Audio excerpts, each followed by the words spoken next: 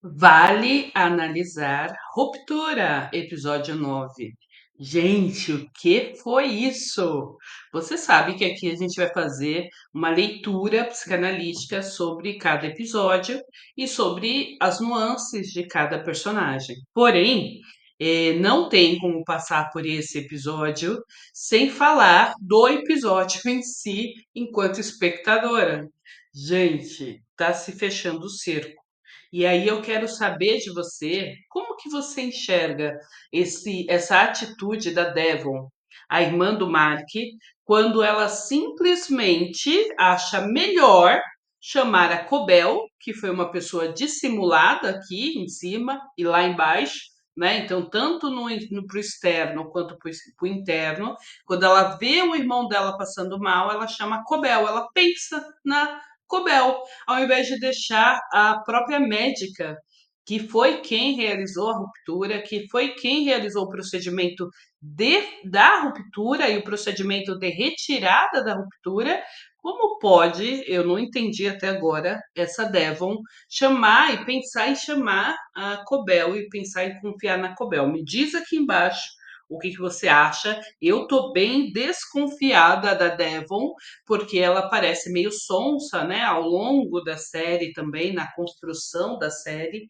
diferente do marido dela, que tem esse ar de sonso, de não sabe o que está acontecendo, mas ele escreve um livro que muda a cabeça e a percepção dos ins, né, dos internos, e depois ele é convidado para escrever o livro externo, falando dos internos, ou seja, o mesmo livro que ele escreveu, mas só que agora defendendo ideias controversas. Até então a gente estava desconfiando do marido, mas será que a gente estava olhando para o lado errado? Uau, não sei. Me diz aqui porque eu fiquei bem desconfiada, tá? E aí a Cobel, neste momento, até porque lembra, ninguém conversou com ninguém. Então, nesse caso, se a Cobel agora se revelou e no último episódio ela se revelou uma boazinha, uma quase vítima da história, enfim, se ela se revelou uma quase vítima ou uma própria vítima da história, por que então ela não entrou em contato com a Devon, com o Mark? Na verdade, foi o contrário. A Devon é que pensou em primeira linha chamar a Cobel. Eu achei bem suspeita essa atitude dela. E eu quero saber de você como é que tá aí o bolão, né?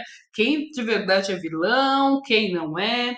Trazendo para o lado psicanalítico, a gente sabe que o ser humano tem o seu lado luz e o seu lado sombra. A gente sabe que o ser humano é composto por uma inteireza, né, de personalidade, de atitudes, de comportamento. Então é natural que em determinados momentos a gente seja o vilão de determinada situação, circunstância. É bem natural isso, assim como é natural também que em determinadas circunstâncias a gente seja o mocinho da história, né? E aí, ao longo do tempo, com o amadurecimento emocional, a gente escolhe quem a gente vai deixar permanecer mais tempo à luz da nossa própria vida. Se é justamente o mocinho ou se é o vilão, porque aí a gente se torna o verdadeiro protagonista da nossa própria vida, da nossa própria história. Trazendo, voltando aqui para o episódio, a Helena tá nadando e com a cena final eu já fiquei pensando, será que não era a Helen? Será que a Helen não conseguiu subir novamente, fazer uma contingência extraordinária novamente, subiu novamente? Porque ela parece, ao que parece, quando o pai dela pede para observá-la comendo, é interessante porque parece que ela não comeu direito como a Helena comeria, né? Parece que ela não comeu dentro da perspectiva do personagem ali, enfim. E aí fica justamente essa questão, né? Será que era a Helen ali em cima? E aí, se era a Helen, como é que ela subiu? Com a ajuda de quem? Porque precisa ficar alguém lá na casa de comando para dar esse suporte para ela subir, né? Apesar da Helena ser a CEO da empresa, a filha, né, a herdeira, a Nepo Baby, mas a gente sabe que está havendo esse conflito entre Ellen e Helena, entre Helen e Helena, justamente porque a Helena está tendo contato agora com sentimentos, sensações e pensamentos que ela até então havia camuflado, havia omitido, ela até então não se permitia sentir, porque ela foi criada numa redoma para ser justamente a herdeira, né, daquele legado, a continuista daquele legado, daquele episódio, enfim. Então me diz como é que, se você também teve essa percepção que ela no início deve ter feito alguma coisa errada, porque ela estava bem descontente com a vida que ela estava levando ali. Então é uma cena bem fria, estranha, uma cena que dá uma agonia, né, quando a gente está assistindo, justamente porque a gente fica meio que, nossa, que vida à toa, né? Que vida triste dessa mulher que tem tudo, mas ao mesmo tempo não tem nada, e o que ela não tem é o principal, que é uma vida própria, né? Ela vive à mercê e seguindo as regras. Então a Helen está lá dentro num desamparo total, você consegue sentir esse desamparo da Helen, porque ela não tem absolutamente ninguém para conversar lá dentro. O Mark desapareceu. E ao desaparecer, ela vê que o seu aliado, o seu amor, enfim, desapareceu dali, ela fica sem saber o que aconteceu. O Dylan está no seu momento de conflito mais intenso, sem saber lidar com esses sentimentos, porque até então ele era um dos mais conformados com aquele ambiente, com aquela vida, com aquelas regras. Ele era o mais adaptado naquele local. Você vê que o Dylan o tempo inteiro ficava muito feliz em ser o que atingia as metas mais rápido, em ganhar as premiações de forma mais rápida, e ele ganhava todas as premiações que tinham ali e ficava feliz por isso. Você sentia uma felicidade no Dylan, justamente quando ele vivia aquele momento interno que era só ele internamente. E ele não existia para além da Luma, né? Assim como todos, mas o Dylan parece que era o que mais o mais adaptado mesmo à situação. Você via que o Irving, ele era adaptado, mas ele sentia um vazio no coração dele, ele sentia uma inquietação que a gente até então não via no Dylan. O Dylan o tempo inteiro já estava plenamente conformado com aquela vida. A gente fala que na psicologia o conforme, o conformado é quando você toma forma daquilo, daquele ambiente, daquele local que está te levando. A minha mãe sempre falou um ditado que é assim: o hábito do cachimbo deixa a boca torta. Ou seja, se a pessoa fuma cachimbo, ela fica com a boca torta. Então, quando ela está sem o cachimbo, você olha para ela, ela está com a boca torta, como se com o cachimbo estivesse. Eu uso óculos. Se alguém aqui usar óculos, vai poder fazer o mesmo relato.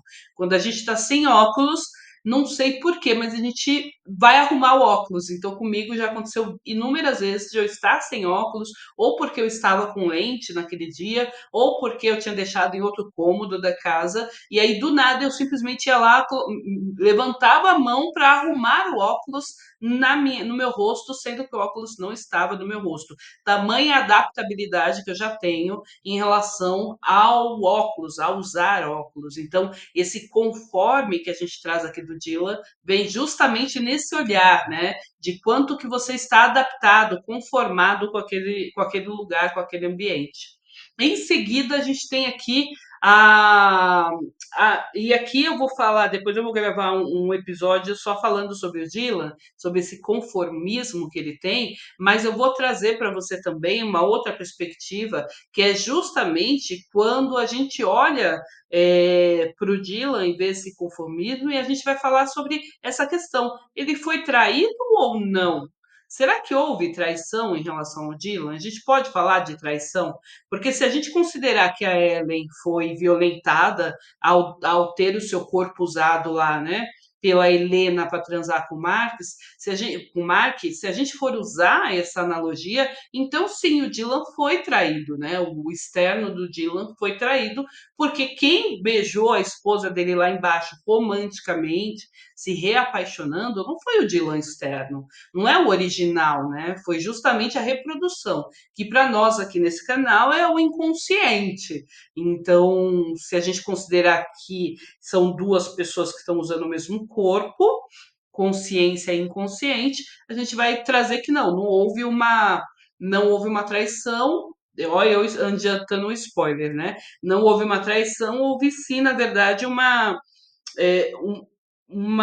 permissão de viver a plenitude desse romance, desse amor deles dois, desse resgate do amor. Porque a gente está trabalhando com consciente e inconsciente.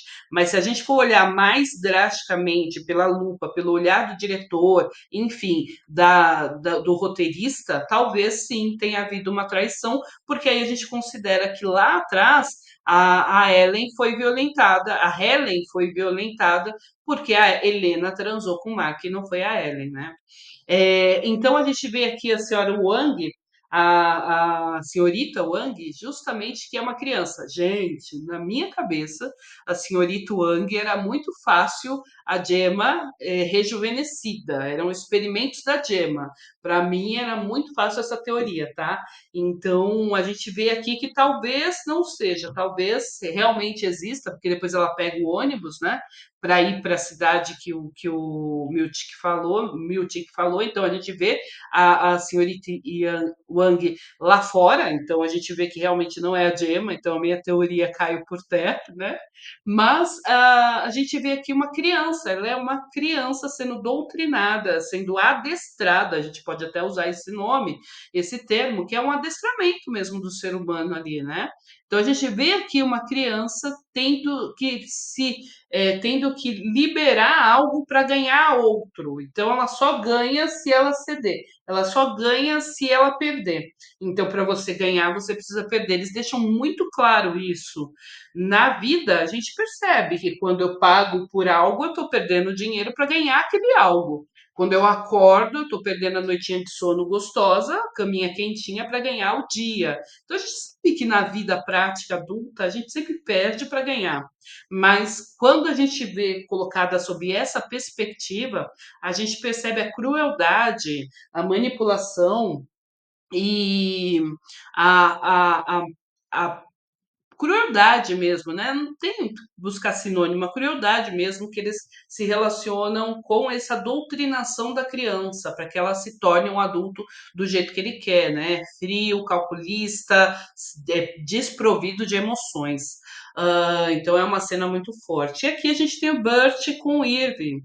E aí a gente sim, né, descobre efetivamente que o Burt é um vilão aqui fora.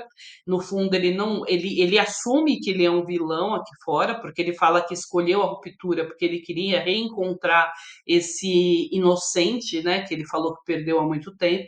E aí a gente descobre que ele é um vilão aqui fora, mas ele tá apaixonado pelo Irving, ele ficou comovido e sentido pelo sentimento, tocado, né? Pelo sentimento que o Irving demonstra para ele. Então, é uma cena muito linda de dualidade emocional entre o que eu tenho que fazer e o que eu quero fazer. E aí o Irving vai lá e repete para ele a cena icônica, né, que eles encostam a testa e no início da série o Irving fala eu não estou pronto, quando o Burt já estava pronto lá no interno, e agora o Irving externo fala para o Burt externo: eu estou pronto. Que é quando você está pronto para amar, quando você está pronto para ser amado. Mas de alguma forma o Burt não pode fazer isso, porque afinal de contas o Burt é o malvado da história, né? E aqui, senhoras e senhores, o Miltic para mim é o melhor personagem de todos os tempos e de toda a história, porque ele realmente, assim, a gente vê a crescente do Miltic e a princípio ele não sofreu a ruptura, então a gente vê a crescente do Miltic enquanto ser humano, em várias nuances, possibilidades, histórias, e o Miltic ele merece realmente um episódio exclusivo só para ele, que é o que eu vou fazer aqui com você, mas agora, por hora, vale falar que essa ascensão do Miltic, esse posicionamento, essa demonstração de que, olha, me respeita, porque eu sou o diretor aqui, eu sou o gerente aqui, então você vai ter que me respeitar, vai ter que aprender o meu nome. Essa ascensão dele é linda, essa cena é muito poética, ela diz muito, justamente porque o meu tique é negro, justamente porque traz esse viés do racismo institucional que a gente viu que tem aqui. Então a gente, nossa, é uma cena das mais tocantes que a gente observou. Curte, comenta, se prepara, porque vem aí muito mais cenas sensacionais de ruptura. É só o começo e eu te espero nas próximas. Reverbera comigo. Beijo!